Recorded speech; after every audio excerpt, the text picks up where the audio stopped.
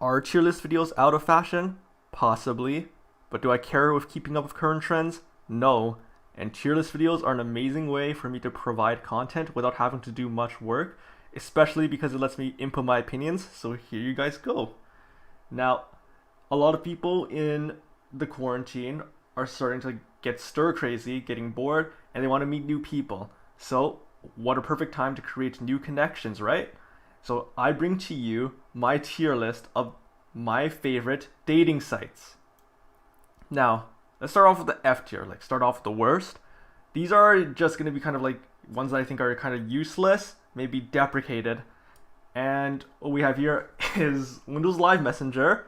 I love this app. It's amazing because you got to like play games and stuff with the people you talk to. I'm surprised I never added that feature to Skype, which is also deprecated now. Facebook, and these are the deprecated ones. Okay, so it's basically because no one uses them anymore, and dating sites are only good if people use them. So literally no one ever uses these three anymore. Maybe if you're older, people still use Skype and Facebook, but I don't think anyone that was watching my videos. And Runescape, of course, there's no girls that play this game. Everyone on here is either male, transgender, or I don't know what the fuck's going on. But like, there's like very few females that play this game. If you use this as a dating app, you're an idiot. It even says in the rules, right? It's not a dating service. You can't date people on here, right? Okay, so just a bit above that are like the slightly usable ones in my opinion. Now these ones, Plenty of Fish. I saw for a second because one of my friends recommended it to me. Like they said their friend used it, so I looked at their website and it looked awful. And you know, a site that looks awful isn't going to attract any users, so you're not going to want to use it. Plenty of Fish, that's out for sure.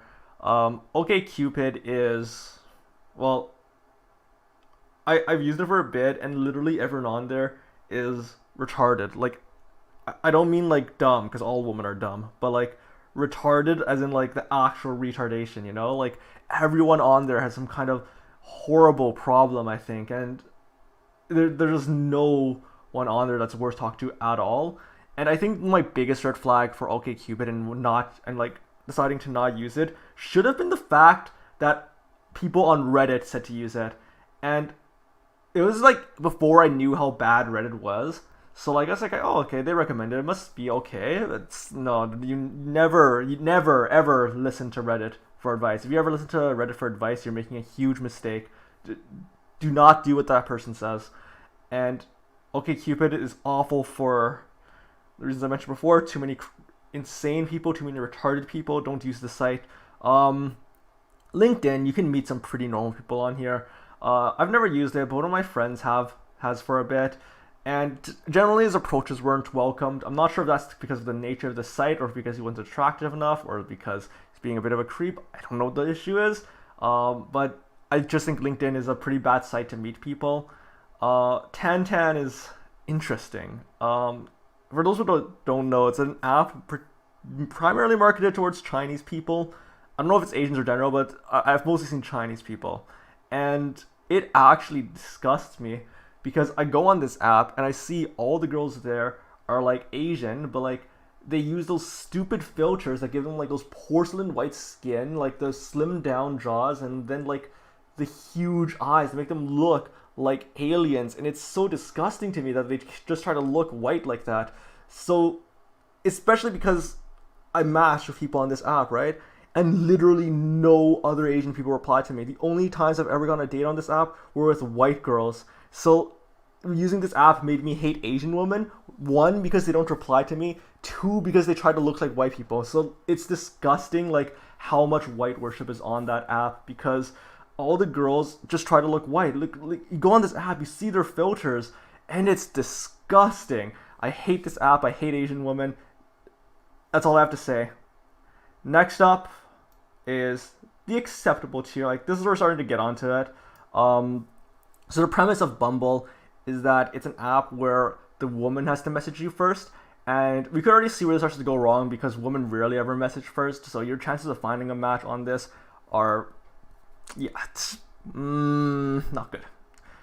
So apart from having to actually get a match, they actually have to message you first. And anyone who's used the dating app before can attest to how fucked that will be. It is so bad. I've only ever met one person from this app in like 4 months of using it. It is so bad. The next one on this tier is League of Legends.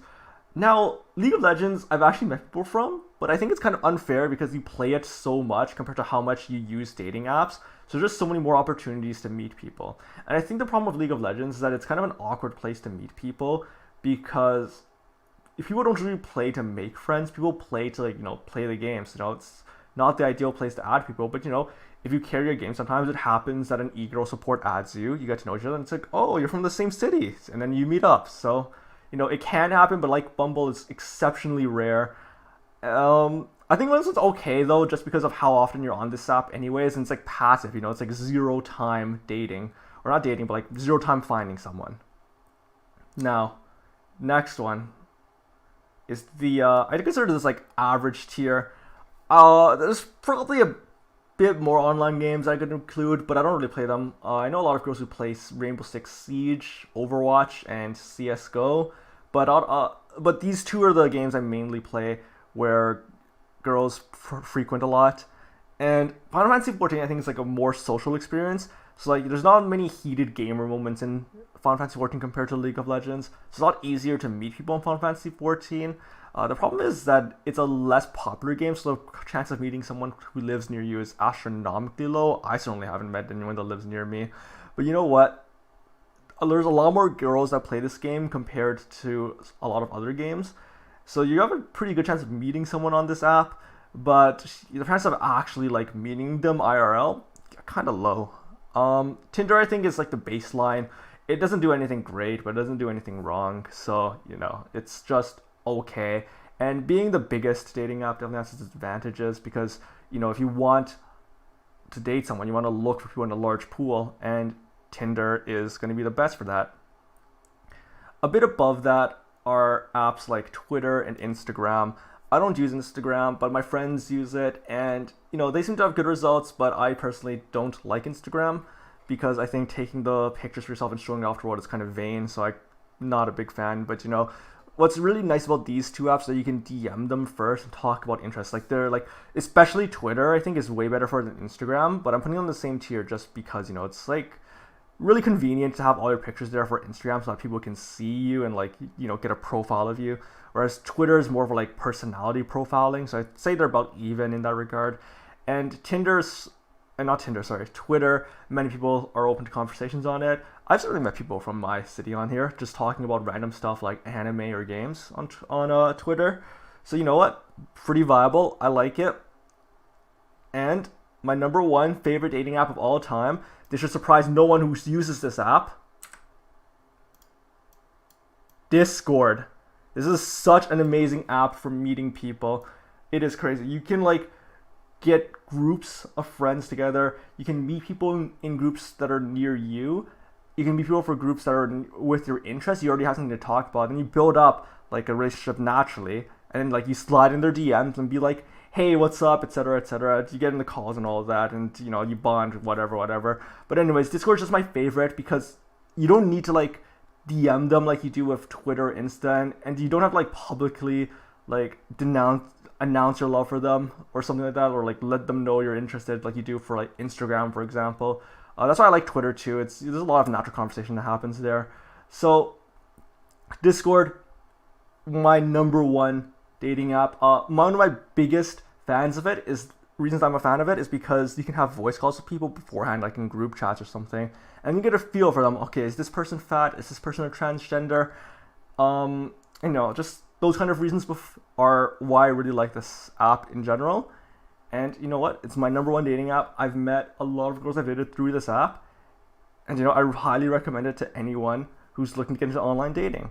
Especially like because it's so easy to find people who like live near you just because the user base is so large. Like I said with Tinder, right? Because like a large user base is what you want to find people who like are near you, who have stuff in common with you, people that you like, So there you have it.